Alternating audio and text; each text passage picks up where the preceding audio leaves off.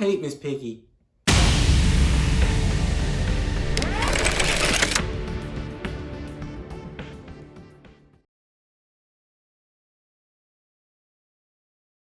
What's up, guys? Baby Spike here, back once again, and can you believe it, guys? We're wrapping this up. We are really wrapping this up, and getting awfully close here. We are getting awfully close here, and this time we are back, and we are talking Muppets Most Wanted. Now, I've never seen this one before, like, at all. I just remember it coming out. I never got a chance to see it when it was in theaters, and I'd gone 10 years never seeing this movie at all until now. Finally saw it, and I gotta say it, I had a good time with this one. But before I get into that, let's get to the basics. It was directed by James Bobin. I hope I said his name right. Also written by James Bobin and Nicholas Stoller, who directed Neighbors. And yeah, movie, of course, you know the Muppets. It has Kermit, has Walter, has Miss Piggy. Has Animal, it has Fozzie, it has, come on, has Statler and Waldorf, it has Beaker, it has the scientist, I keep forgetting the scientist's name, it has so many people in it, the Muppets are all in this movie, they're all in this movie, and the cameos, of course, oh man. I don't even know if I want to name the cameos, but we'll name it as we go. Well, yeah, let's name it as we go. Alright, so first and foremost, I love how this movie started. It literally broke the fourth wall as it went. Like, it literally picks up right after the first one left off, like with, you know, Jason Segel and Amy Adams.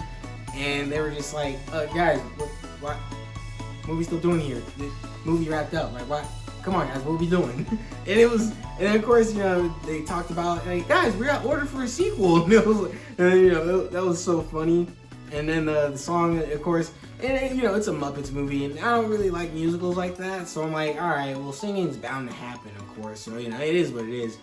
And yeah, the song was pretty cool. I'm not gonna lie, it was pretty cool. It was kind of like poking fun at itself, and the fact that, like, hey, we're doing a sequel, and it's probably not gonna be as good. Everybody knows that sequels aren't as good as the originals and all that stuff. I'm like, all right. But yeah, it's cool. It's totally cool. Yeah. So moving on, Gonzo weirds me out.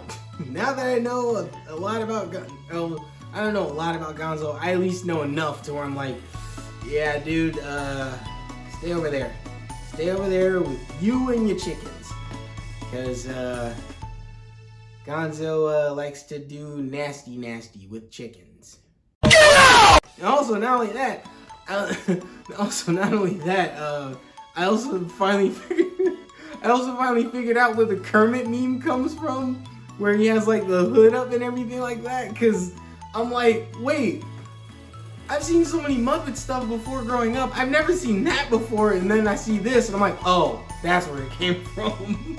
So it's because basically it's Kermit. He gets mixed up with another frog that looks just like him, but he has a mole on him, and his name's Constantine, and he's from Russia or Siberia or something like that. And he breaks out of the Siberian gulag and is like, hey, I'm gonna switch places with Kermit.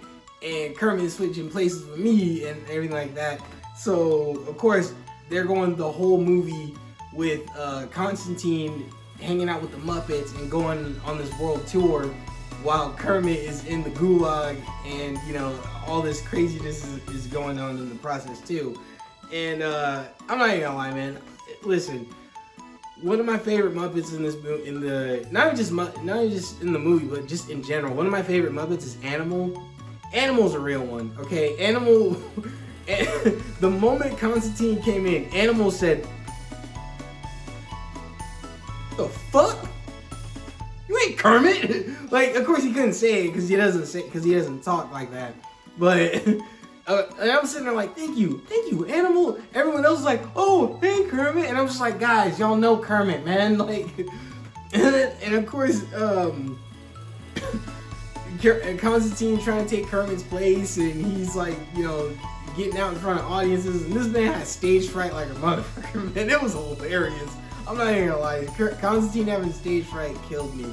And yo, we even just to start off with the cameos, we had Christoph Waltz, and I keep forgetting his name, but he played I don't know, or at least I don't know his name. I don't know his name. I don't know his face. Like every time I watch Inglourious Basterds, I see him, and I'm just like, oh yeah. And it had there was Christoph Waltz, you know him, we know him obviously, and the guy that played Hugh Stieglitz in the movie. I don't know his name, man, but God, what?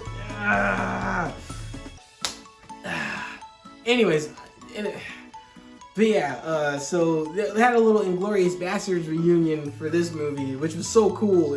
Even though they didn't have any scenes together, but that was fine. Also, we're already in the cameos now, or like cameos, or some of the human characters now. But we got the dad from Modern Family. I still need to keep going with that show. I'm in like season 6 right now, or something like that. But man, it was so cool seeing him in this movie. I keep forgetting how funny he is, man. I really keep forgetting how funny he is, and it was hilarious seeing him interact with Sam the Eagle. And like at first I thought it was gonna get on my nerves a little bit, but the more time that we spent, because they're the ones trying to catch on with like Constantine, and Constantine is leading this heist with Ricky Gervais, and Ricky Gervais is supposed to be this criminal known as the Lemur.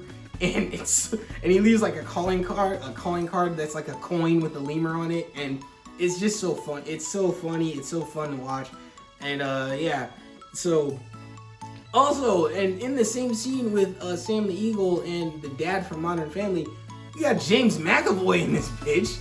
He came in as a UPS delivery dude, which I was like, wait, whoa.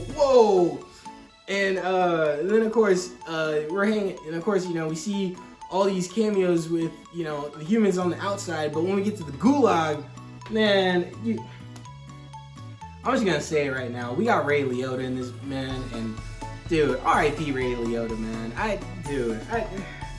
I'm not even gonna lie, dude. Listen, when you see Ray Liotta and stuff like this, you can tell he's having fun, and I'm not gonna lie, dude. I love seeing actors in movies and in TV shows, and you can tell that they're having fun, because if they're having fun, then goddamn it, you're gonna have fun with them, you know. And you just can't help it.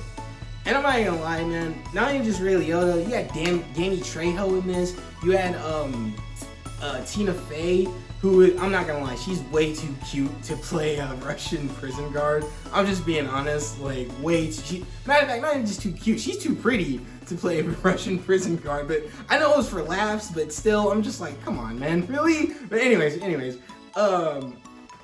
there was Tina Fey, obviously.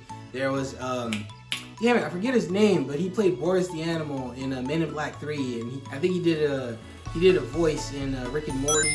He also did he was also in What We Do in the Shadows, and he was in the movie version too. And damn it, I've never seen What We Do in the Shadows in the show, but I've seen the movie, and he was in that too. But man, I always forget his name, but anytime I see his face, I'm like, yeah, that guy. But yeah, oh, I'm not gonna lie, so the musical aspect of it didn't win me over until they got to the gulag, which was they had a song in there called The Big House, and I was like, wow, I'm not gonna lie, this is actually pretty catchy. This is pretty stinking catchy. I'm not gonna lie, it's really good. And I'm just gonna get this out of the way right now. We went an awful lot of time in this movie without my guys, Statler and Waldorf. Statler and Waldorf are also my favorites besides Animal.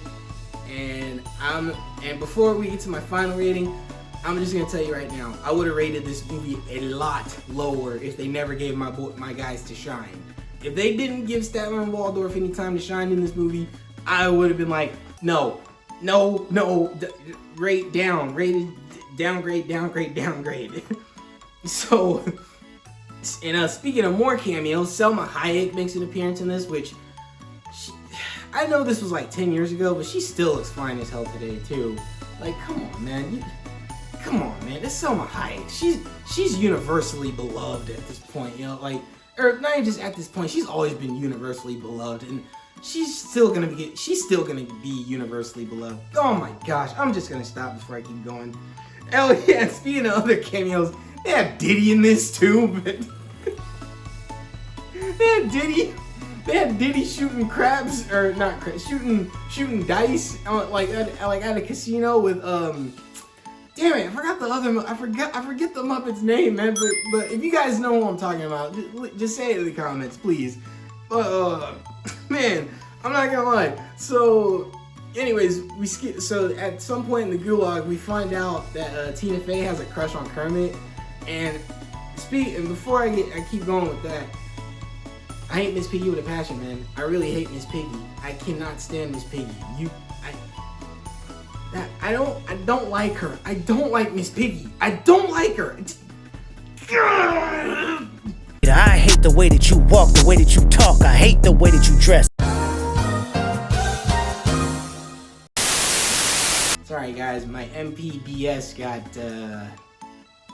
kind of took over for a minute. Anyways, moving on. So we find out that Kermit and Tina Fey are hosting a bit of a show at the gulag, and along the way we find out Tina Fey has a bit of a crush on Kermit. I'm not gonna lie, man. If Tina Fey had a crush on me, like if I was Kermit and she had a crush on me, I'd be like, okay, all right, so you and me dinner, like, cool, all right, sweet, you know. Anyways. But yeah, I think my MPDS kind of took over and was like, I'm just gonna say it because I wrote this down. I really can't stress enough how much I can't stand Miss Piggy, but next, moving on. Oh yeah, and speaking of of everything, the way this movie ends, like before it like fully gets onto the credits, hilarious, absolutely hilarious. So I'm just gonna leave it at this much. Tina Fey is trying to have a song where she has a solo, and that's all I'm gonna leave it at. So, anyways, to wrap this all up, the movie was hilarious. I had a good time with this. I always have a good time with the Muppets whenever I spend time with them. I always feel like a kid again watching, stuff like this. And, besides not liking Miss Piggy, who's the biggest blemish possible. Yeah, I need to get this under control. So my final rating for this movie, I would give this movie a 9 out of 10. This movie's a 9 out of 10, and honestly, that's Muppets Most Wanted for you guys. Alright guys, so Muppets Most Wanted. How do you guys feel about this movie? Did you like this movie? Did you enjoy this movie just as much as me? Did you laugh at this movie just as much as me? Do you not like Miss Piggy as much as I don't like Miss Piggy? Anyways, hit the like button, comment down below, share shit with your friends, and of course you guys, subscribe to the channel.